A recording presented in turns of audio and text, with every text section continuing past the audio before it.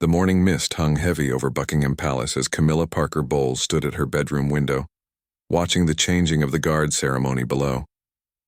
Her hands trembled slightly as she gripped the velvet curtains, not from the cold autumn air seeping through the glass, but from the weight of the decision she had made during the sleepless night that had just passed. For months, the pressure had been building like steam in a kettle ready to whistle. The constant scrutiny from the media, the whispered conversations that stopped abruptly when she entered a room, and the growing distance she felt from Charles had all contributed to a feeling of suffocation that seemed to grow stronger each day. The golden cage of royalty, once a dream she had fought so hard to achieve, now felt more like a prison with invisible bars. Sarah, her trusted lady-in-waiting, had noticed the change in her demeanor weeks ago. The once confident woman who had weathered decades of public criticism and emerged stronger seemed to be crumbling from within. Her appetite had diminished, her famous laugh had become rare, and dark circles under her eyes told the story of countless nights spent staring at the ceiling, wrestling with thoughts that gave her no peace. The previous evening had been the final straw. During a private dinner with Charles, she had tried once again to express her feelings of isolation and her desire for a different kind of life. Charles, preoccupied with upcoming state visits and parliamentary matters, had barely looked up from his papers as she spoke. His dismissive, "We'll discuss this later, my dear," had echoed in her mind all night, confirming what she had suspected for months, that somewhere along the way, she had become just another obligation in his royal schedule. As dawn broke, Camilla had made her decision. She would leave quietly and without fanfare before the day's official duties began. She had thought through every detail carefully. Her private car was scheduled for maintenance, which would buy her some time before anyone noticed her absence.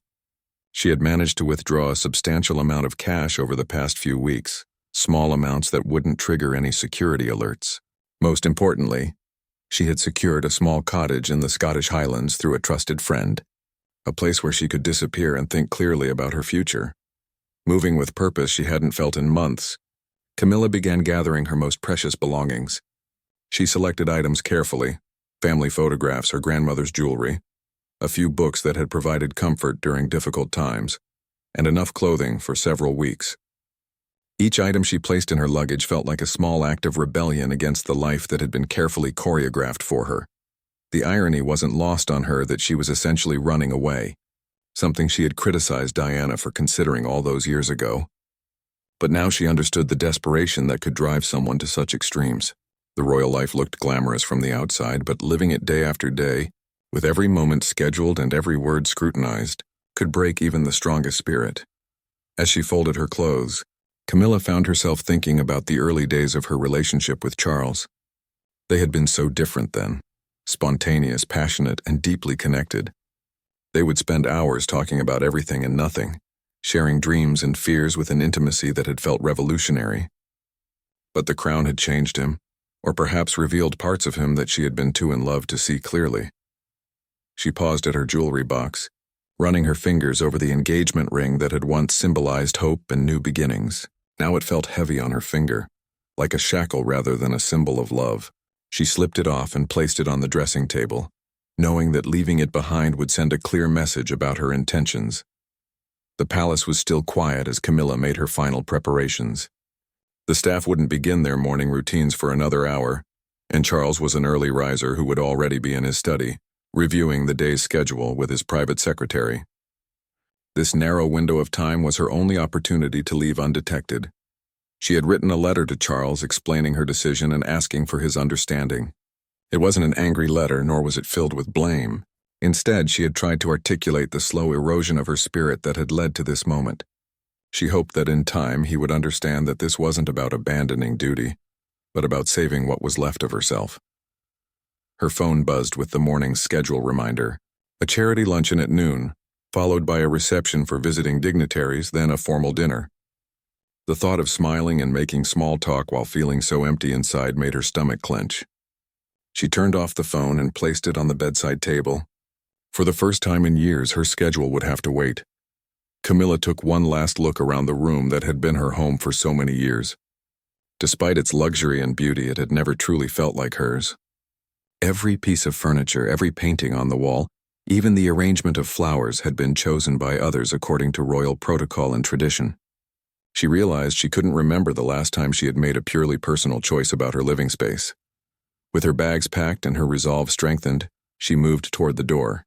Her heart was pounding, but for the first time in months it was from excitement rather than anxiety. She was about to reclaim her life, to step away from the suffocating expectations and rediscover who she was beneath the titles and protocols. The corridor outside her room was empty, just as she had expected. Palace life ran on strict schedules, and she had timed her departure perfectly.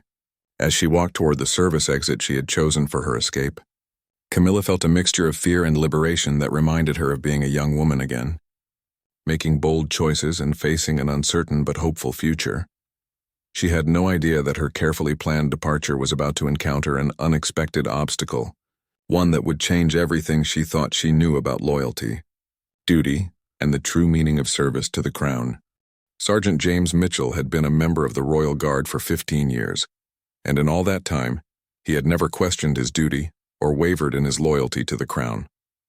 At 38, he was considered one of the most reliable and observant guards in the palace, known for his ability to notice the smallest details that others might miss. His colleagues often joked that he had eyes in the back of his head, but James knew it was simply the result of years of training and a natural instinct for reading people and situations. That morning, James was conducting his routine patrol of the palace corridors when something caught his attention. It wasn't anything dramatic or obvious, just a subtle change in the usual rhythm of the palace. As someone who had walked these halls thousands of times, he had developed an almost supernatural ability to sense when something was different, even if he couldn't immediately identify what it was. The first sign was the absence of the usual morning sounds from the Queen Consort's quarters. Normally, by this time, he would hear the gentle murmur of conversations between Camilla and her staff, the soft footsteps of servants preparing for the day, and the quiet bustle of activity that preceded any royal engagement.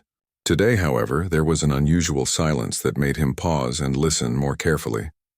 James had always held a deep respect for Camilla, despite the controversy that had surrounded her entry into the royal family. Over the years, he had observed her transformation from a woman constantly under attack by the media to someone who had genuinely tried to serve the crown with dignity and grace. He had seen her kindness to the palace staff, her genuine interest in the charities she supported, and her efforts to bring warmth and humanity to the often rigid world of royal protocol. More importantly, James had noticed the changes in her over the past several months. As someone trained to observe and protect, he couldn't help but see the signs of distress that she tried so hard to hide from the public. The forced smiles during official engagements, the way she seemed to withdraw into herself during quiet moments, and the sadness that sometimes flickered across her face when she thought no one was watching. He had wondered more than once if anyone in her inner circle was truly paying attention to her emotional well-being. His concern for her welfare was what made him decide to conduct a more thorough check of her corridor that morning. As he approached the area near her private quarters, he noticed something that immediately raised his alert level: a service door that was slightly ajar, one that should have been securely closed and locked at this hour. This particular exit led to a side courtyard that was rarely used except for deliveries and maintenance work. James moved closer to investigate, his training kicking in automatically. As he rounded the corner, he saw a figure in casual clothing moving quickly toward the open door, carrying 2 large suitcases. Even from behind, he recognized the distinctive silhouette and graceful walk that belonged to the Queen Consort. What shocked him wasn't just that she was dressed in ordinary clothes instead of her usual elegant attire, but that she was clearly attempting to leave the palace alone and unescorted. For a moment, James was frozen by the implications of what he was witnessing. Members of the royal family never traveled without security details, never moved through the palace without proper protocols being followed, and certainly never attempted to leave through service entrances like common visitors. The potential security breach alone was enough to justify his intervention, but something deeper was driving his concern. He could see the tension in Camilla's shoulders, the way she kept glancing over her shoulder, and the obvious anxiety in her movements. This wasn't the behavior of someone going on a planned trip or conducting official business. This was someone trying to escape, and that realization filled James with a mixture of professional alarm and personal worry. Drawing on his years of training in crisis intervention, James approached carefully. He knew that confronting someone in a highly emotional state required delicacy and respect, especially when that person was a member of the royal family. His goal wasn't to create a scene or to embarrass her, but to ensure her safety and to understand what was driving her to take such drastic action. "Your Majesty," he called out softly, his voice carrying just enough authority to get her attention without being threatening. "I need to speak with you for a moment." Camilla froze at the sound of his voice, her hand gripping the handle of one suitcase so tightly that her knuckles turned white. For several seconds she didn't turn around, and James could see her shoulders rise and fall with deep, measured breaths as she tried to compose herself. When she finally faced him, he was struck by the raw vulnerability in her eyes, a look he had never seen from her before despite years of observation.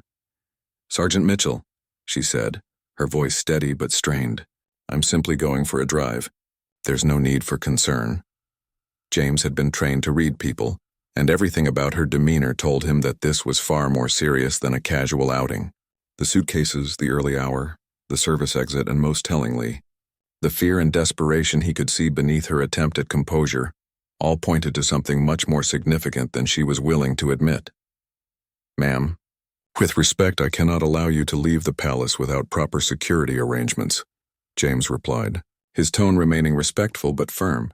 "Palace protocol requires that I verify any travel plans with the appropriate departments before any member of the royal family departs the grounds."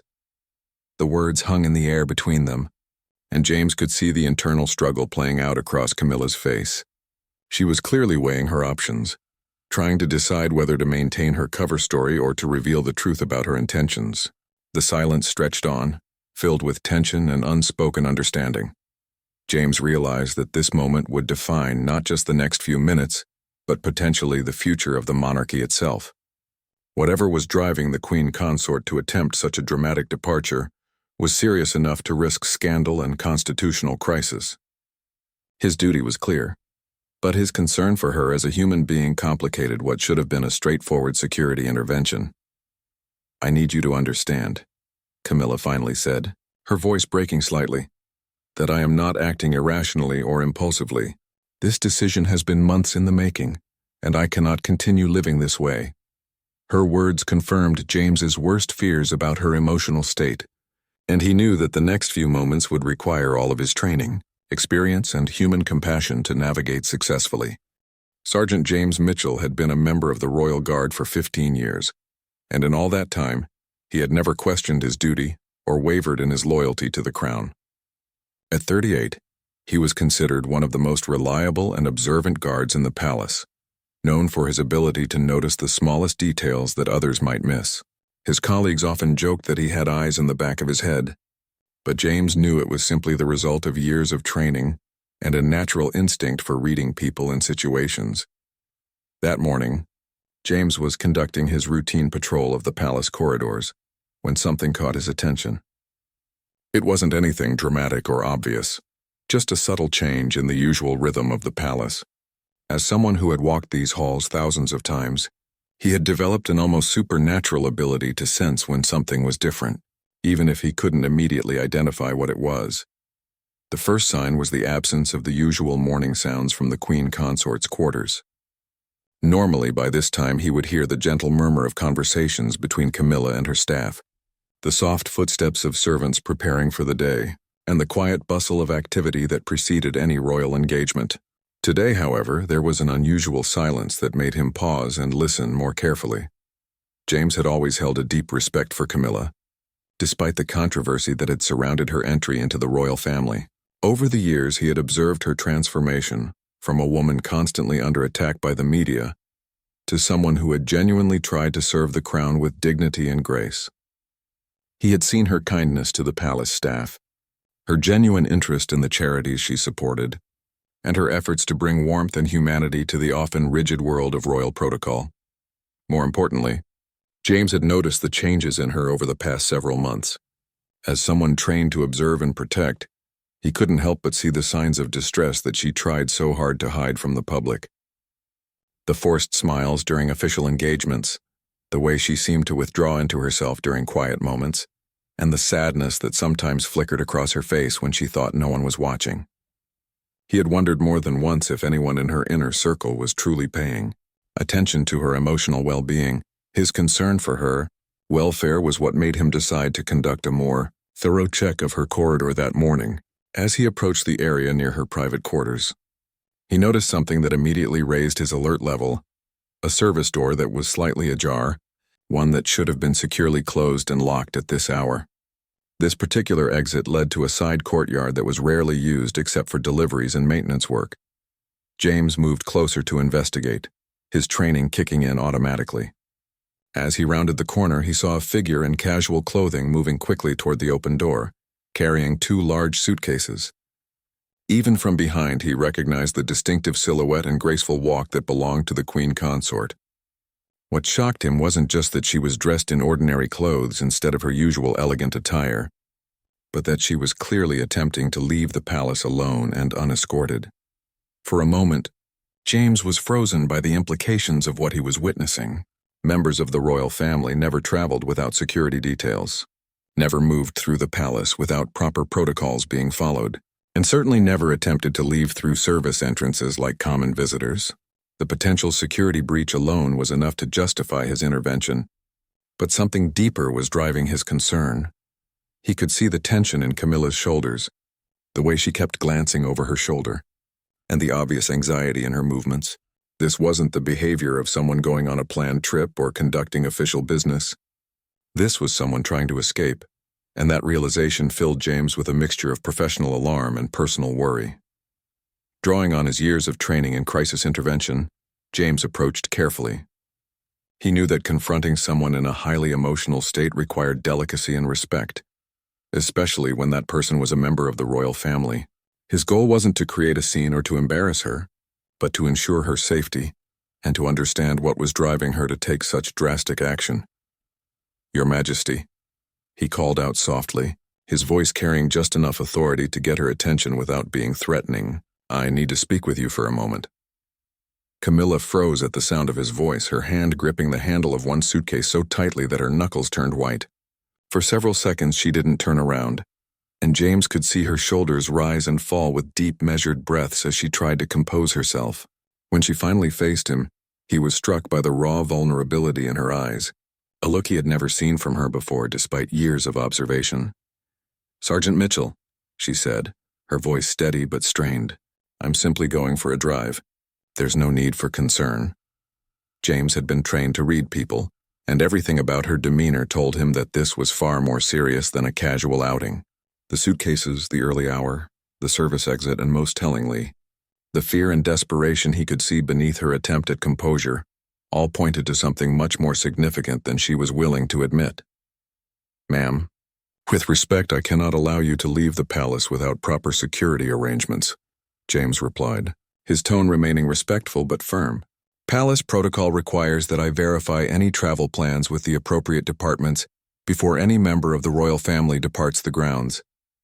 The words hung in the air between them, and James could see the internal struggle playing out across Camilla's face. She was clearly weighing her options, trying to decide whether to maintain her cover story or to reveal the truth about her intentions. The silence stretched on, filled with tension and unspoken understanding. James realized that this moment would define not just the next few minutes, but potentially the future of the monarchy itself. Whatever was driving the queen consort to attempt such a dramatic departure was serious enough to risk scandal and constitutional crisis. His duty was clear, but his concern for her as a human being complicated what should have been a straightforward security intervention. "I need you to understand," Camilla finally said, her voice breaking slightly, "that I am not acting irrationally or impulsively. This decision has been months in the making, and I cannot continue living this way." Her words confirmed James's worst fears about her emotional state, and he knew that the next few moments would require all of his training, experience, and human compassion to navigate successfully. The silence that followed James's suggestion stretched between them, like a bridge waiting to be crossed. Camilla studied his face carefully, searching for any sign that this was some kind of trap or manipulation designed to keep her in the palace until proper authorities could be notified. What she saw instead was genuine concern, and something she hadn't encountered in months. Someone who seemed to be listening to her not as the queen consort, but as a human being in pain. "You're serious," she said finally. Not quite a question, but not quite a statement either. "I've never been more serious about anything in my life," James replied. "Ma'am, in 15 years of service, I've learned that the greatest threats to the royal family aren't always external. Sometimes the danger comes from within the system itself, from isolation, from the pressure to be perfect, from the assumption that wearing a crown somehow makes you immune to human struggles." Camilla sank down onto a nearby bench, her suitcases forgotten for the moment. "Do you have any idea what you're suggesting?" "You're talking about challenging a system that has existed for centuries, about questioning protocols that have been established by people far more important than either of us." James moved closer and, after a moment's hesitation, sat down beside her, maintaining proper distance but abandoning the formal stance he had held throughout their conversation. "With respect, ma'am, those protocols were created by people who lived in different times under different pressures. They were never designed to address the kind of scrutiny and invasion of privacy that modern royals face." "You sound like you've given this considerable thought," Camilla observed, a note of curiosity creeping into her voice. "I have," James admitted, "not specifically about your situation, but about the human cost of royal life in general. I've watched members of the royal family struggle with depression, anxiety, and isolation for years. I've seen the toll it takes not just on them, but on their relationships and their ability to fulfill their duties effectively." Camilla turned to look at him directly for the first time since they had sat down. "And you think that gives you the right to interfere in my personal decisions?" "I think it gives me the responsibility to try to help when I see someone in crisis," James replied. "Your leaving the palace this morning wouldn't solve the underlying problems. It would just transfer your pain to a different location while creating a constitutional emergency that could damage the monarchy for generations. So, I should sacrifice my mental health for the good of the institution?" Camilla's voice carried an edge of anger now. "I'm saying that maybe there's a way to protect both," James countered. "What if instead of you adapting to an impossible system, we found ways to make the system more humane?" Camilla laughed, but there was no humor in the sound. "And how exactly would a sergeant in the Royal Guard accomplish such a miraculous transformation?" James had been asking himself the same question, but talking with Camilla was clarifying his thoughts in ways he hadn't expected. "By starting with small changes and building support from people who understand what you're going through. By documenting the human cost of current protocols and presenting alternatives that could work better." "You're talking about a revolution from within," Camilla said slowly. "I'm talking about evolution," James corrected. "The monarchy has survived for over 1,000 years because it has been able to adapt to changing circumstances. This is just another adaptation that's long overdue." Camilla was quiet for several minutes, and James could almost see her mind working through the implications of what he was suggesting. Finally she spoke. "Even if what you're proposing were possible, which I doubt, it would take years to implement any meaningful changes. I don't know if I can survive years more of this." James had been thinking about this as well. What if we started with immediate changes that could provide you with some relief while we work on the larger issues? What if there were ways to give you more control over your schedule, more privacy, more opportunities to be yourself rather than just playing a role? Such as? "I don't know yet," James admitted. "But I'm willing to find out. I'm willing to research, to ask questions, to challenge assumptions about how things have to be done. The question is, are you willing to give me that chance before you walk away from everything?" Camilla stood up and walked a few steps away, her back to James as she wrestled with the decision.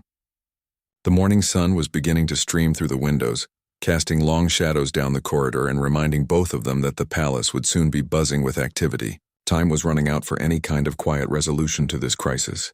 "If I stay," Camilla said without turning around, "if I give you this chance to try to change things, what guarantee do I have that anything will actually improve? What's to stop you from simply reporting this conversation and having me monitored more closely to prevent future escape attempts?" The question struck at the heart of the trust issue that lay between them. James realized that his answer would determine not just whether Camilla stayed or left that morning, but whether he had any credibility as someone who could help her navigate the challenges ahead. "You have my word," James said simply. "But more than that, You have my understanding that helping you isn't just about preventing a crisis today. It's about addressing problems that affect the entire royal family.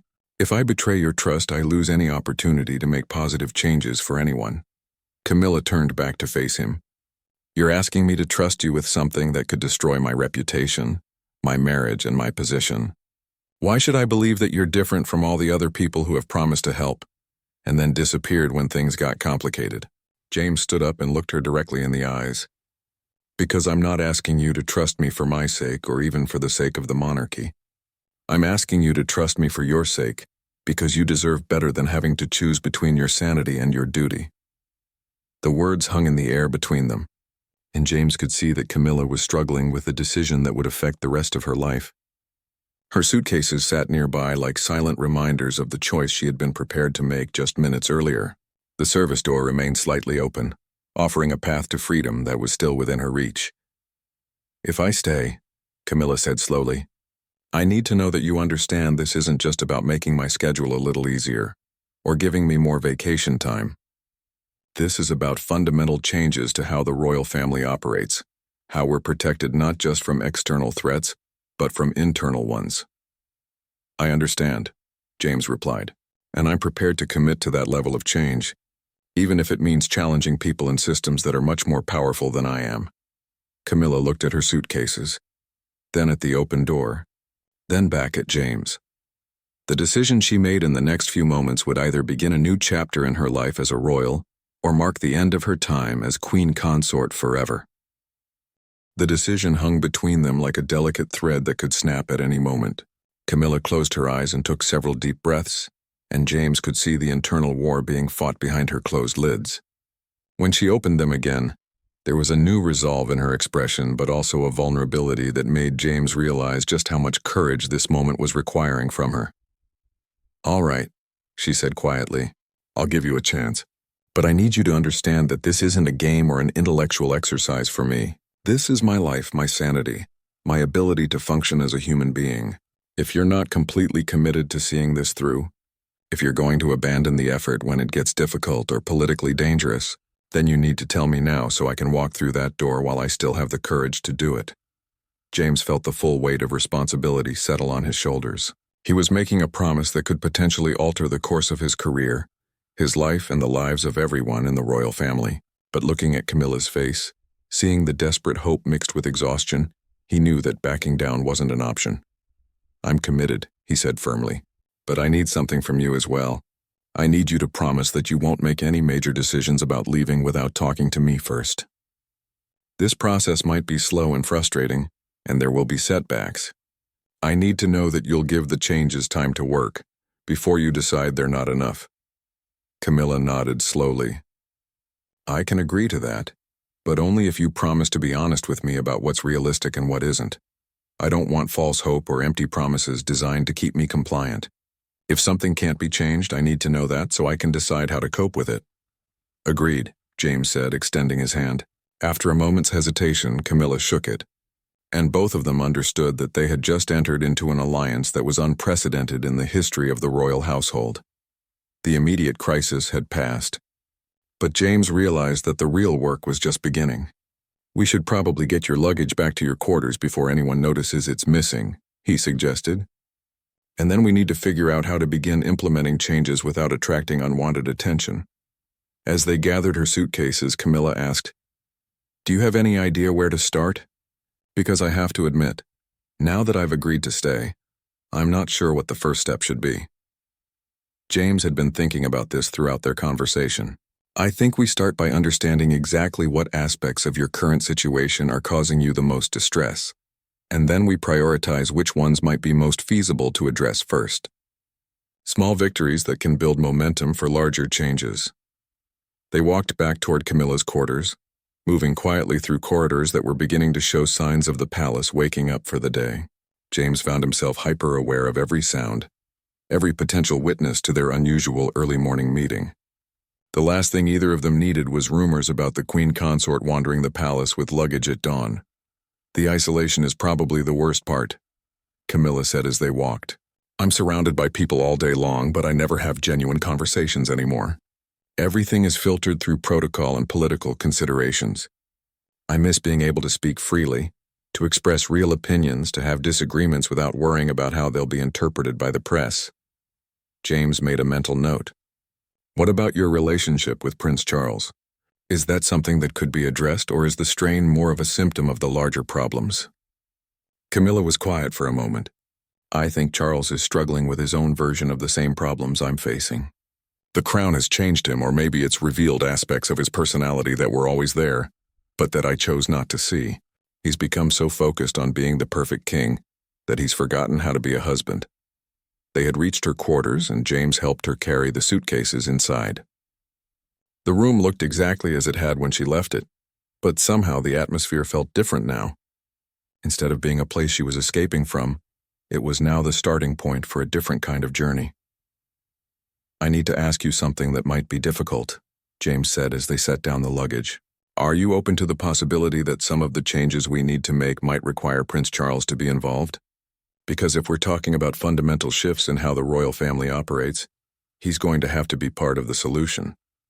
Camilla sank into a chair, suddenly looking tired again. I don't know if Charles would be receptive to the idea that changes need to be made. He's very invested in maintaining traditions and protocols. He might see suggestions for reform as criticism of his leadership, or he might be relieved to hear that someone is paying attention to the human cost of royal life, James countered. You said yourself that he's probably struggling with his own version of these problems. Maybe he needs an advocate as much as you do. The idea seemed to intrigue Camilla. You think he might actually be open to changes? I think people in positions of extreme responsibility often feel trapped by their own success, James said. They want to make improvements but don't know how to do it without appearing weak or incompetent. Sometimes what they need is someone from outside their immediate circle to give them permission to consider alternatives. Camilla stood up and walked to the window, looking out at the gardens where gardeners were beginning their morning work. If you're right, if Charles is feeling as trapped as I am, then maybe there's hope for both of us. But approaching him about this will require very careful planning. He doesn't respond well to being criticized, even constructively. James joined her at the window. What if it wasn't framed as criticism, but as an opportunity? What if we presented it as a chance for the monarchy to lead the way in addressing mental health and work-life balance issues that affect people throughout the country? For the first time since their conversation began, Camilla smiled genuinely. You know, that might actually appeal to him. Charles has always been interested in being a forward-thinking monarch. If we could position these changes as part of his legacy, rather than as a response to problems, he might be much more receptive. They spent the next hour developing a rough strategy for approaching the various challenges they had identified. It was clear that this would be a long-term project requiring patience, diplomacy, and probably a fair amount of luck. But for the first time in months, Camilla seemed to have hope that her situation could improve without requiring her to abandon her position entirely. As the palace began to fully wake up around them, James prepared to return to his regular duties. I want you to know, he said as he prepared to leave, that this conversation doesn't end here. We're going to check in regularly, and I want you to contact me immediately if you start feeling overwhelmed again. Camilla nodded. Thank you, Sergeant Mitchell. I don't think you realize what you've done for me this morning. James paused at the door. I hope I've given you a reason to believe that things can get better. And I hope I haven't made promises that I can't keep.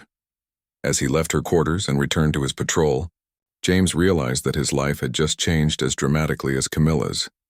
He was no longer just a guard protecting the royal family from external threats. He had become an agent of change, working to protect them from the internal pressures that could be just as dangerous as any outside enemy. 3 weeks had passed since that pivotal morning, and James found himself navigating waters he had never imagined entering when he first joined the Royal Guard. The conversations with Camilla had become a regular occurrence, carefully scheduled during quiet moments when they could speak privately without drawing attention. What had started as a crisis intervention had evolved into something much more complex and far-reaching. During their meetings, James had begun to understand the intricate web of expectations, traditions, and political considerations that governed every aspect of royal life. He had always known that the royal family lived under intense scrutiny, but he had never fully grasped how that scrutiny extended into the most private moments of their existence. Every meal, every conversation, every decision about what to wear or where to go was subject to consultation with advisors, security personnel, and protocol officers. Camilla had opened up about the suffocating nature of this constant oversight, describing how even her charitable work, which should have been a source of fulfillment and purpose, had become another source of stress due to the endless analysis of her choices and effectiveness. She spoke of feeling like an actor who had forgotten her lines in a play that never ended, where the audience was always watching and the reviews were consistently harsh. James had also begun to observe Prince Charles more carefully during his regular duties, looking for signs of the stress and isolation that Camilla had described. What he saw confirmed many of her observations. The king appeared increasingly withdrawn during private moments, often seeming lost in thought or burdened by concerns that he couldn't share with anyone around him. The easy camaraderie that should have existed between husband and wife was noticeably absent, replaced by a formal politeness that suggested two people going through the motions of a relationship rather than living it. The breakthrough came during James's third week of careful observation and planning. He had been researching the history of royal protocols and had discovered several precedents for modifying traditions when circumstances required it. More importantly, he had identified a number of palace staff, members who had privately expressed concerns about the increasing pressure on the royal family and the impact it was having on their ability to fulfill their duties. Effectively, his most valuable ally had turned out to be Margaret Thornberry, Charles's private secretary, who had been with the royal household for over 20 years. Margaret had initially been suspicious of James's inquiries about scheduling and protocol modifications, but when he carefully explained his concerns about the well-being of the royal family, she had admitted that she had been having similar worries for months. "I've watched 3 generations of royals struggle with the demands of modern monarchy," Margaret had told him during a discreet conversation in her office. "The pressures have intensified exponentially with social media and 24-hour news cycles, but the support systems haven't evolved to match. We're asking people to be superhuman, while treating them as if their humanity is a weakness to be hidden." Margaret's insider knowledge and institutional credibility gave James the confidence to begin implementing the first phase of his plan. Together, they had identified several small but meaningful changes that could be made to Camilla's schedule and responsibilities without requiring approval from higher authorities. These included building in buffer time between engagements to prevent the rush from one obligation to another, scheduling regular private time that couldn't be interrupted by staff unless there was a genuine emergency, and creating opportunities for informal interaction with staff and family members. The changes were subtle enough that most people wouldn't notice them, but the impact on Camilla was immediate and significant. She began to seem more relaxed during public engagements. Her genuine smile appeared more frequently, and the dark circles under her eyes that had become a permanent feature began to fade. Most importantly, she reported to James that she was sleeping better and felt more like herself than she had in months. However, the larger challenge of addressing the fundamental issues with Charles and the broader royal household remained daunting. James knew that approaching the king directly about such sensitive matters was beyond his authority and could result in his immediate dismissal if handled poorly. He needed a strategy that would allow Charles to discover the need for change himself, rather than having it imposed from outside. The opportunity arose when Charles made an offhand comment during a security briefing about the importance of maintaining staff morale and effectiveness. James seized the moment to suggest that the king might benefit from a comprehensive review of current palace operations to ensure they were meeting the needs of both the royal family and the staff who served them. "It's been several years since we've done a thorough assessment of our protocols and procedures," James had said carefully. "Given the changing nature of security threats and public expectations, it might be wise to ensure that our current systems are still optimal for everyone involved." Charles had seemed intrigued by the suggestion, particularly when James mentioned that such a review could position the monarchy as forward-thinking and responsive to modern challenges. Margaret had supported the proposal, emphasizing the potential benefits for efficiency and staff satisfaction. Within a week, Charles had authorized a comprehensive review of palace operations to be conducted by a small team including James, Margaret, and 2 other senior staff members. The scope of the review included everything from security protocols to scheduling procedures to staff wellness programs. It was exactly the opening James had been hoping for. The review process gave James legitimate reasons to ask detailed questions about current practices and their impact on the royal family. He was able to gather data about stress levels, job satisfaction, and suggestions for improvement from staff throughout the palace. More importantly, he was able to present this information to Charles in a format that emphasized opportunities for positive change rather than criticisms of current methods. The turning point came when James presented Charles with a summary of his findings, including anonymous feedback from staff about their concerns regarding the well-being of the royal family. The report carefully documented the signs of stress and isolation that multiple staff members had observed, along with suggestions for addressing these issues through modified protocols and enhanced support systems. Charles had read the report in silence, and James could see the recognition dawning in his eyes as he absorbed the information. When he finally spoke, his voice was thoughtful rather than defensive. "I had no idea that so many people were concerned about these issues," Charles had said. "I've been so focused on fulfilling our duties and maintaining standards that I may have lost sight of the human element in all of this." It was the opening James had been waiting for, and he knew that the success or failure of his entire effort would depend on how he handled the next few minutes of conversation.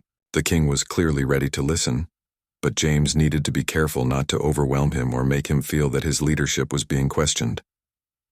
"Your Majesty," James had said carefully, "I think what we're seeing is the natural result of a system that was designed for different times and different pressures. The institution of monarchy has always been successful because it has been able to adapt to changing circumstances. This might simply be another moment when adaptation is needed to ensure continued success." Charles had nodded slowly, and James could see that he was beginning to understand the scope of what needed to be addressed. The conversation that followed would determine whether the changes James and Camilla had envisioned could become reality, or whether the entire effort would remain just a hopeful dream. 6 months after that pivotal morning when James had stopped Camilla from leaving the palace, the transformation was remarkable, though it had not been without its challenges. The conversation with Charles about the review findings had opened floodgates that none of them had fully anticipated, revealing depths of frustration and isolation that extended far beyond what James had initially suspected. Charles's response to the report had been both surprising and encouraging. Rather than being defensive about the criticism implicit in the findings, he had expressed genuine concern about the well-being of his family and staff. More importantly, he had revealed his own struggles. With the relentless pressure of kingship and his growing sense of disconnection from the people closest to him, I became so focused on being the king I thought the country needed that I forgot to be the husband and father my family needed, Charles had admitted during one of their follow-up conversations. "I thought that maintaining perfect royal standards was the most important thing I could do, but I see now that I was sacrificing the very relationships that give life meaning." The implementation of changes had been gradual but systematic. Working with Margaret and a carefully selected team of advisors, they had restructured the royal calendar to include mandatory family time that couldn't be interrupted except for genuine emergencies. They had created new protocols that allowed for more spontaneous interactions and private moments, while still maintaining necessary security and official obligations. One of the most significant changes had been the introduction of regular private conversations between Charles and Camilla, scheduled time where they could speak as husband and wife, rather than as king and queen consort. These sessions, initially awkward and formal, had gradually evolved into genuine reconnections as both of them rediscovered the people they had fallen in love with years earlier. James had watched this transformation with a mixture of professional satisfaction and personal amazement. He had never imagined that his intervention that morning would lead to such comprehensive changes throughout the royal household. But perhaps more importantly, he had learned valuable lessons about the difference between protecting someone's physical safety and protecting their humanity. The changes hadn't been limited to Charles and Camilla. The review process had identified similar stress and isolation issues affecting other members of the royal family, leading to modifications in how younger royals were prepared for their roles and supported in their duties. Staff wellness programs had been expanded, and new mechanisms had been put in place for addressing concerns before they reached crisis levels. Camilla's transformation had been the most dramatic and gratifying to witness. The woman who had been prepared to abandon her life and position 6 months earlier had become a passionate advocate for the reforms they had implemented. She had begun speaking publicly about mental health and the importance of maintaining human connections in high-pressure environments, using her platform to normalize conversations about these issues. "James saved my life that morning," Camilla had told Margaret during one of their planning sessions, not knowing that James could overhear from the adjoining room.